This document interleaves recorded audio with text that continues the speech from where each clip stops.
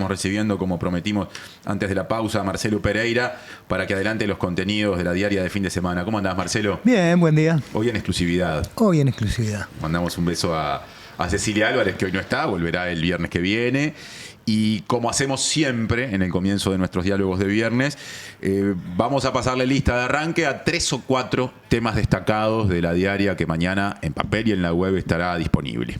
Sí, bueno, para empezar, yo digo, hay una entrevista que le hizo Natalia Ubal a la ministra de Industria y Energía, a Fernanda Cardona, que me dice Natalia que está bien interesante porque adelanta un poco el presupuesto, las prioridades que va a tener el ministerio, con algunas novedades, algunos proyectos en el interior, sobre todo, que me pidió Natalia que no se spoileara, pero dice que están bien interesantes. Del rubro del Ministerio de Industria, Energía y Minería, digamos. Sí, ¿no? sí.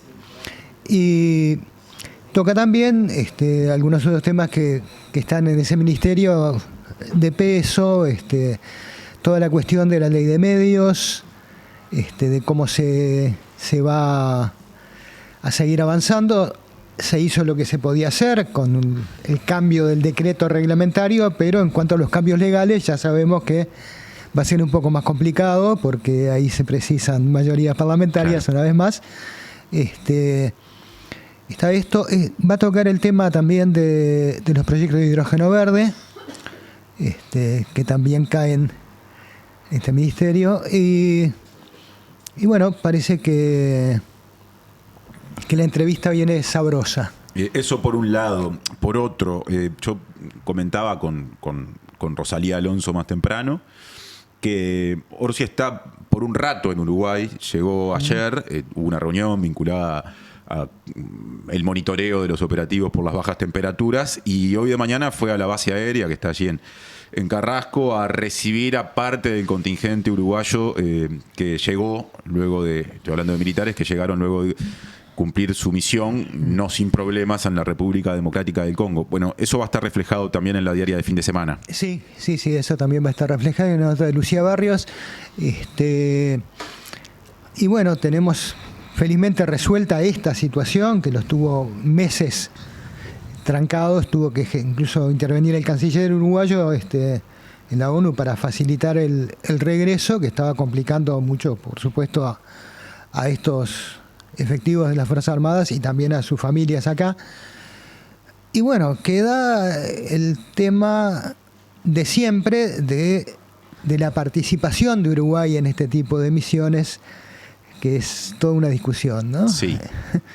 Porque esta especie de 222 internacional que hace Uruguay, que es una fuente de ingresos para el Ministerio de Defensa, para las personas que van a las misiones, también es una fuente de riesgo, porque como se vio aquí, las misiones de paz no necesariamente son misiones de paz en zonas de conflicto. Claro. Entonces la cosa se puede complicar, como el objetivo es ahora, la paz. Claro, se consiguió, no es otra historia. Con la RDC, que además está hace añares llena de fuerzas de paz, y el conflicto sigue crónico, con la cantidad de países involucrados, lucha por recursos naturales, y ahí estamos nosotros, como estuvimos mucho tiempo en Haití, también la situación como de intervención crónica.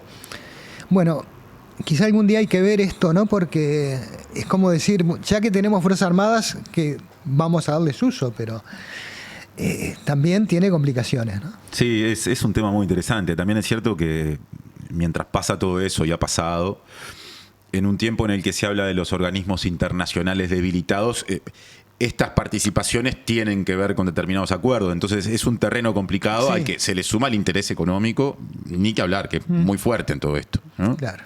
Vienen con mucha cosa internacional la diaria de fin de semana. Antes de seguir con aspectos de la agenda internacional que linkean directamente con Uruguay, con su gobierno, con el presidente Orsi, quiero pedirte un comentario de otro aspecto que estará en la sección internacional propiamente dicha y está asociado a la realidad política chilena. Sí, hay esta novedad de que la candidata del actual oficialismo chileno, del oficialismo progresista en Chile, va a ser una mujer comunista, cosa que es una doble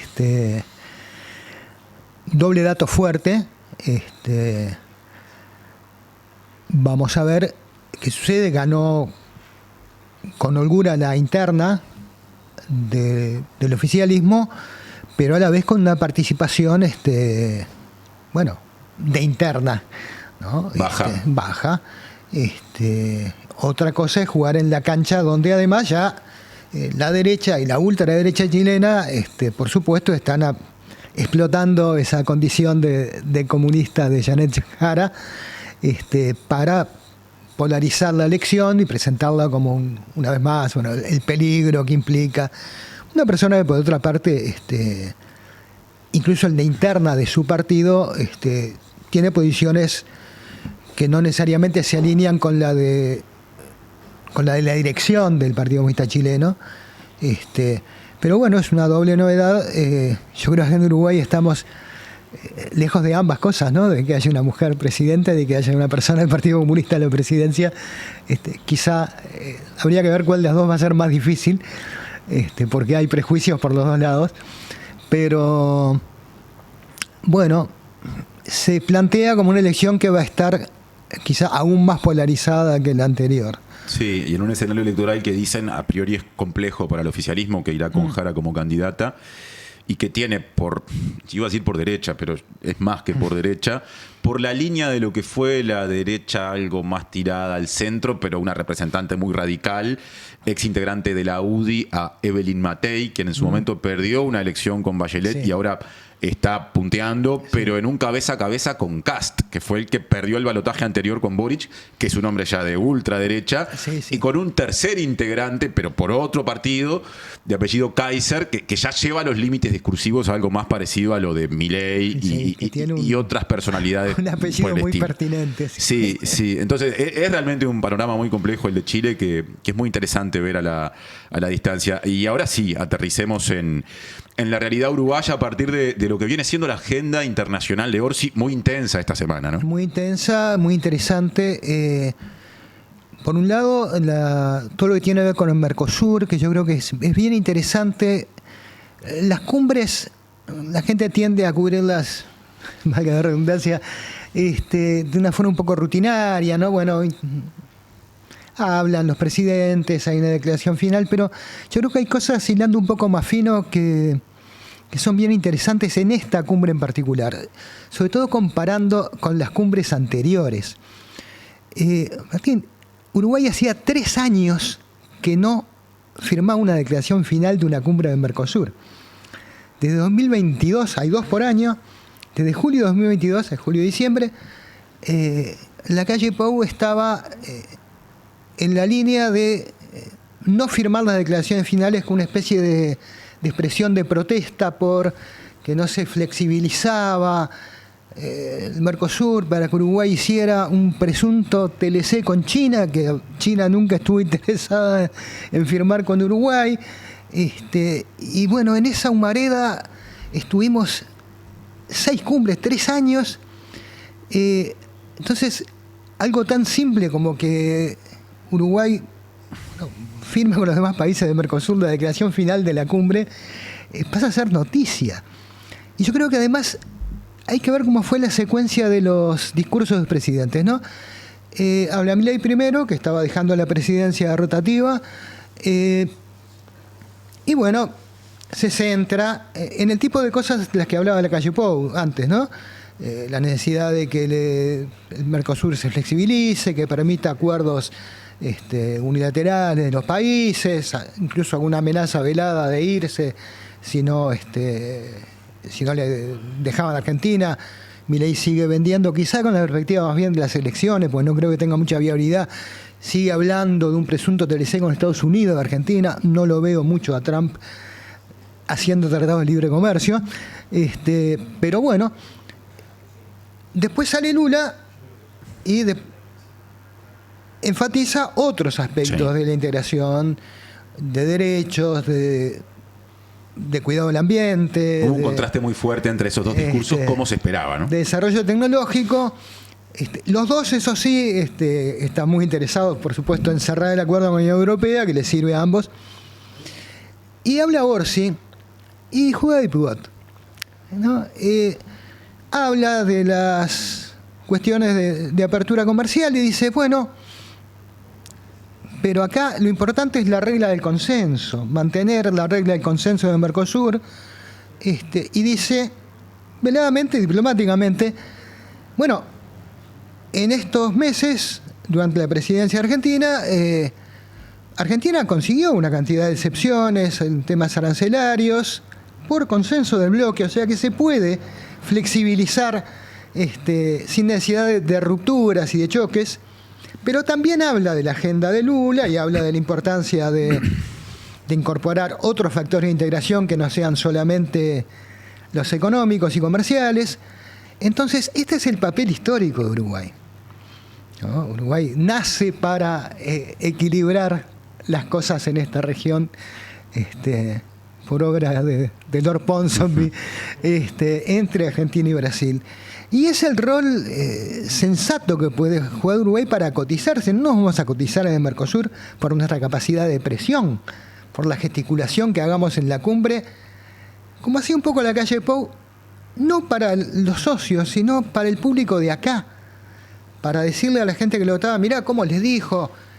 Debe haber muchas más diferencias ideológicas entre Orsi y Milei que las que había entre la calle Pou y Alberto Fernández. Ahora, Orsi va a trabajar en lo que le sirve hacer Uruguay, no a pelearse con Milei a las cumbres. Sería muy disparatado que fuera a pelearse con Milei a las cumbres, a mirar lo que le dijo. Entonces, este tipo de cosas yo creo que es bien interesante. Y además, bueno, están otras diferencias, ¿no? Orsi va a ir invitado a una cumbre del BRICS, ¿no? De este bloque tan relevante que tienen iniciado por Brasil, Rusia, India y China, pero que hoy tiene otros socios. Se va hoy y la actividad es mañana y pasado. Sí. La calle Pou tuvo la oportunidad de hacer esto, no lo quiso hacer. Y bueno, ayer estaba hablando acá la ministra de Relaciones Exteriores en ejercicio, de que esto no quiere decir alinearse con Rusia, con China. Quiere decir ir a estar presente en una mesa de potencias, cosa que a Uruguay le sirve y le da oportunidades de conversar cosas en los pasillos, ¿no? Está India también ahí, que sí, tiene un mercado claro, gigantesco, por ejemplo, claro, y que ideológicamente juega a otra cosa que no es comparable con la de China. Está cerca de los BRICS, está Irán, yo qué sé, hay países muy complicados, pero con todos los países esos, Uruguay comercia y comercia mucho, y le gustaría comerciar mucho más. Entonces, esto importa también.